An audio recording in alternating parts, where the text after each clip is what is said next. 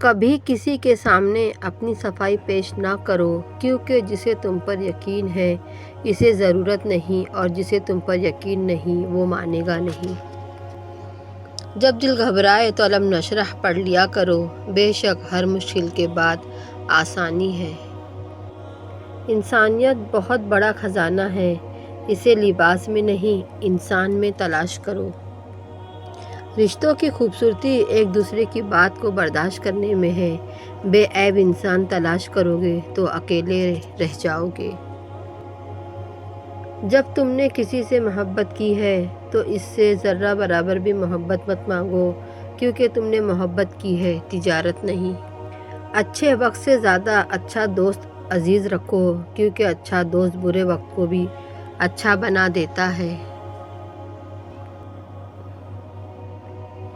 گھر میں داخل ہوتے وقت سورہ اخلاص پڑھو، کیونکہ اس سے غریبی دور ہوتی ہے اور گھر میں رحمت برستی ہے۔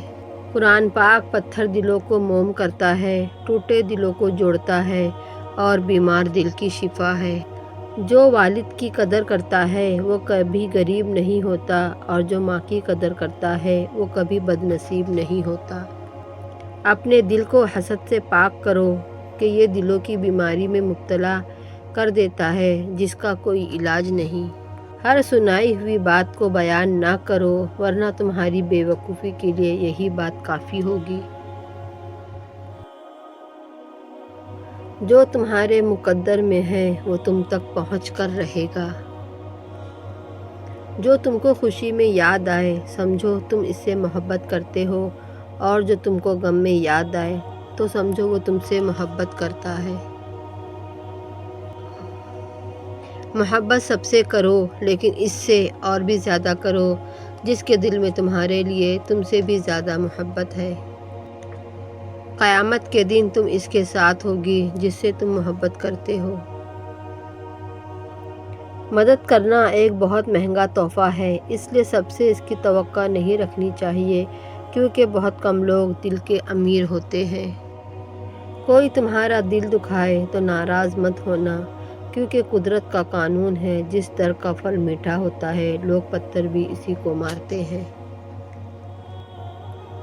کائنات میں کوئی کسی کا اتنی شدت سے انتظار نہیں کرتا جتنا اللہ رمضان میں اپنے بندے کی توبہ کا انتظار کرتا ہے۔ نفرت گناہ سے کرو، گناہ کرنے والے سے نہیں، شاید تمہاری محبت میں آ کر وہ گناہ کرنا ہی چھوڑ دے۔ زندگی کی اصل خوبصورتی یہ نہیں ہے کہ تم کتنے خوش ہو، بلکہ زندگی کی اصل خوبصورتی تو یہ ہے کہ دوسرے تم سے کتنا خوش ہیں۔ ایسے شخص کو کبھی مت گنوانا جس کے دل میں تمہارے لیے محبت، عزت اور چاہت ہو۔ خوش قسمت ہے وہ انسان جس کے لیے کوئی روئے، بد قسمت ہے وہ انسان جس کی وجہ سے کوئی روئے۔ کسی کو تم چاہو اور وہ تمہیں ٹھکرا دے تو یہ اس کی بد نصیبی ہے۔ اس کے بعد تم اس کو زبردستی اپنانا چاہو تو یہ تمہارے نفس سے ذلت ہے۔ جو ہم سوچتے ہیں وہ ہوتا نہیں، اور جو ہوتا ہے اس کا علم، اور جو ہوگا وہ بہترین ہوگا۔ کسی کو چاہو تو دل سے چاہو، زبان سے نہیں، اور کسی پر غصہ کرو تو زبان سے، دل سے نہیں۔ کسی کو دل سے چاہو وہ تمہاری قدر نہ کرے تو اس کی بد نصیبی ہے، تمہاری نہیں۔ تمام تعریفیں اس ذات کے لیے ہے، وہ جسے توڑے اسے کوئی جوڑ نہیں سکتا، اور وہ جسے چھوڑے اسے سارے توڑنے والے مل کر توڑ نہیں سکتے۔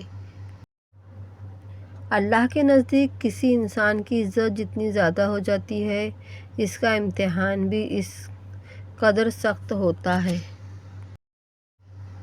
جو تمہاری خاموشی سے تمہاری تکلیف کا اندازہ نہ کر سکے، اس کے سامنے اظہار کرنا لفظوں کو ضائع کرنا ہے۔ ہر انسان کی عزت اور اس سے محبت کرو، کیونکہ ہر انسان میں اللہ کی کوئی نہ کوئی صفت موجود ہوتی ہے۔ ہر اس چیز کو توڑ دو جس کو انسان نے بنایا ہے، لیکن انسان کا دل کبھی مت توڑنا جس کو اللہ نے بنایا ہے۔ جب تم بغیر کسی وجہ کے خوشی محسوس کرو تو یقین کر لو نا کوئی کہیں نہ کہیں تمہارے لیے دعا کر رہا ہے۔ صبر کی دو صورتیں ہیں، جو نہ پسند ہو اسے برداشت کرنا اور جو پسند ہو اس کا انتظار کرنا۔ جو تمہاری خوشی چاہے اس کا اداس ہونا تمہارے لیے بہت فکر کی بات ہونی چاہیے۔ پریشانی خاموش رہنے سے کم، صبر کرنے سے ختم اور شکر کرنے سے خوشی میں تبدیل ہو جاتی ہے۔ دو لوگ صرف مقدر والے ہوتے ہیں، ایک وہ جنہیں وفادار دوست ملتا ہے اور دوسرا وہ جس کے پاس ماں کی دعائیں ہوتی ہیں۔ پسند اس کو نہ کرو جو دنیا میں سب سے زیادہ حسین ہو، بلکہ پسند اس کو کرو جو تمہاری عزت کرتا ہو۔ ان لوگوں کو کھونے سے ڈرو جن کے نزدیک دوستی کے رشتے خون کے رشتوں سے زیادہ عزیز ہیں۔